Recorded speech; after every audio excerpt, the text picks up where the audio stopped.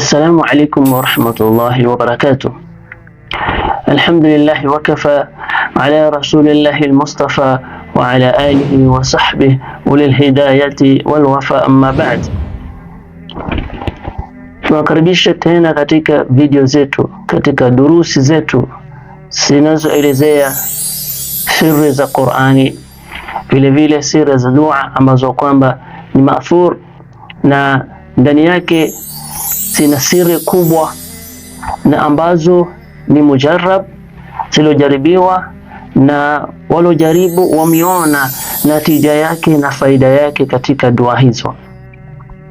Na katika video hii insha Allahu taala tutazungumzia siri miongoni mwa siri ya dua ambayo dua yenyewe aliomba Sayyidina Sulaiman alayhi salam kwa haja zake, na Mola subhanahu wa ta'ala akaweza kumsahilishia mambo yake kwa baraka na siri ya dua hii.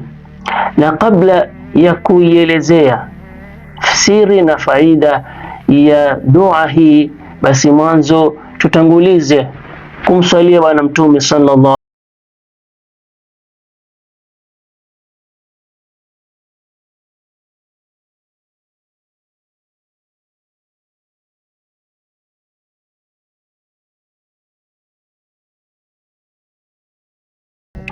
imekuja katika kitabu cha Tarikh al-Qudsi wal-Khalil, kitabu cha Al-Mujiruddin al-Hanbali al-Alimi, moja katika wanavyoni wa madhhabu ya Hanbali. Anasema kwamba imepokewa kwamba Sayyidina Sulaiman alayhi salam, mtume wa Mwenyezi Mungu ambaye ni Sulaiman alayhi salam, siku moja amefika katika Baitul Maqdis, nyumba maarufu, msikiti wa tatu katika misikiti mitukufu duniani. Alifika hapo akataka kufungua mlango na ikamshinda kufungua mlango huo.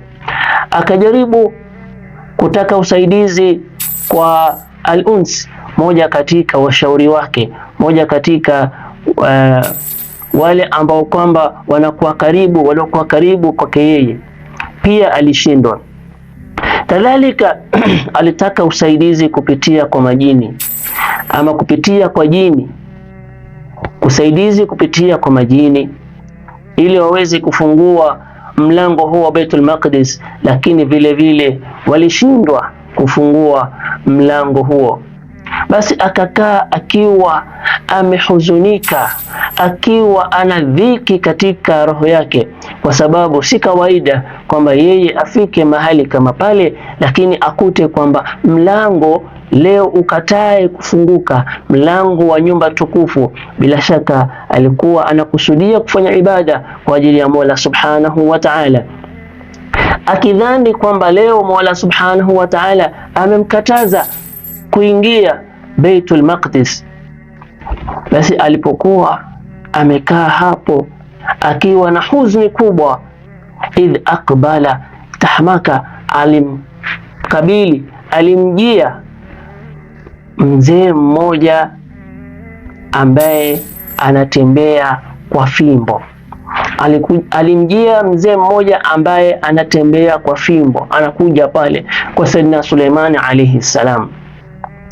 Alipofika pale akamwambia, ya Nabii Allah, ewe mtume wa Allah subhanahu wa ta'ala, araka hazina, na kuona wewe una huzuni kubwa.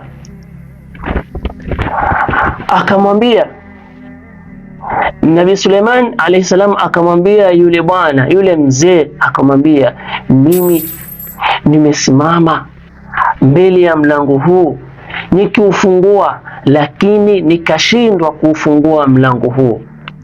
Nikajaribu kutaka usaidizi kwa kupitia kwa bwana Al-Uns, ikashindikana. Ni vile vile nikajaribu kutaka usaidizi kwa majini wanifungulie mlango huo, lakini wakashindwa, mlango haukuweza kufunguka.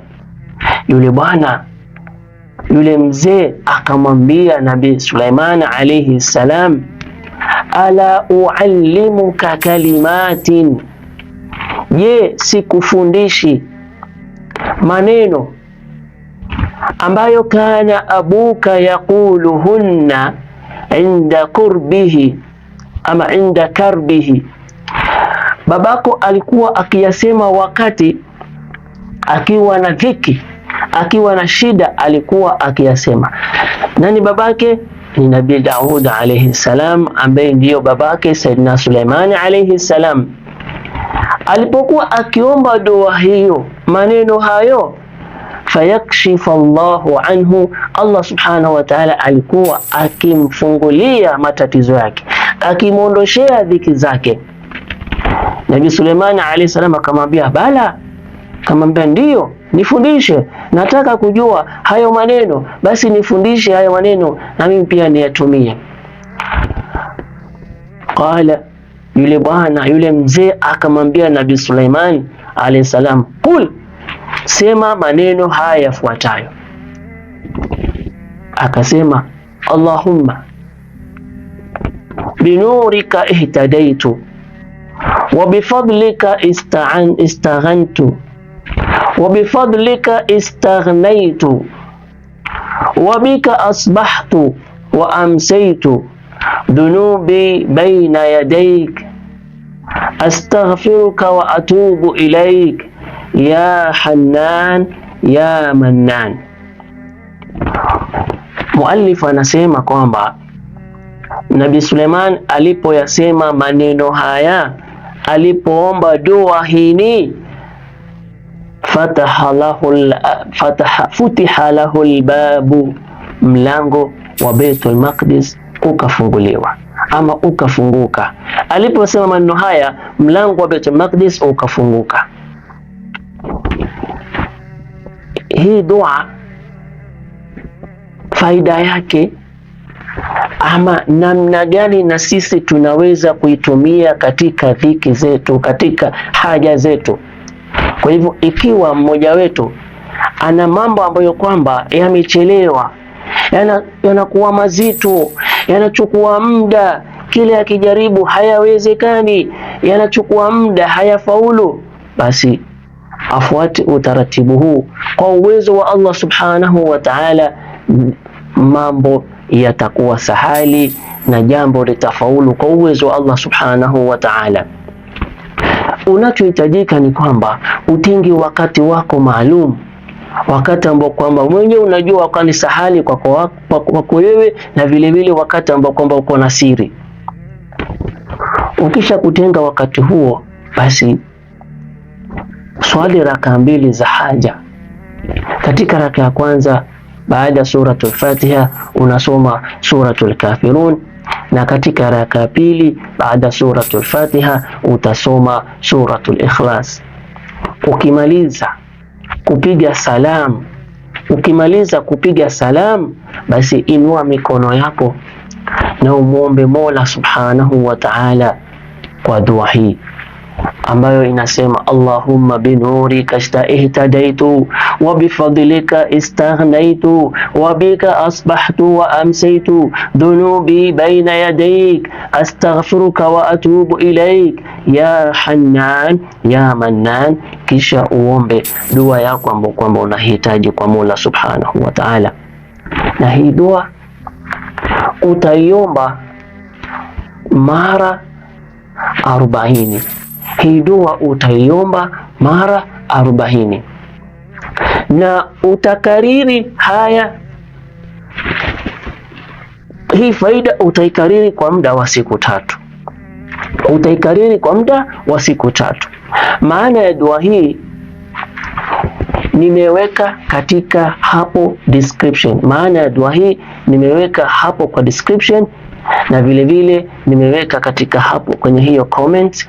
Kwa hivyo insha Allahu taala iangalie maana yake hiyo dua, na kwa uwezo wa Allah subhanahu wa ta'ala, kama vile alivyo akamfungulia Nabii Suleiman alayhi salam mlango wa Baitul Maqdis, Mola subhanahu wa ta'ala atatufungulia mimi na wewe milango ya kheri katika dunia yetu. Ikiwa ni katika uzito wa biashara, Mola subhanahu wa ta'ala atatondoshia uzito huo. Ikiwa ni uzito wa kupata khairi ya mume au mke, basi Mola subhanahu wa ta'ala atatondoshia uzito huo. Ikiwa ni uzito wa fahamu katika masomo, basi Mola subhanahu wa ta'ala atatondoshia uzito huo. Na vile vile ikiwa ni uzito wa kupata mali, Mola subhanahu wa ta'ala atatondoshia uzito huo. Na ikiwa vile vile ni uzito wa kupata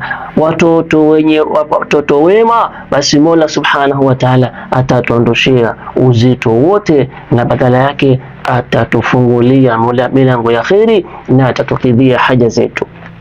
Kwa hivyo hii faida adhim ni mujarrab, ni mujarrab, ni mujarrab.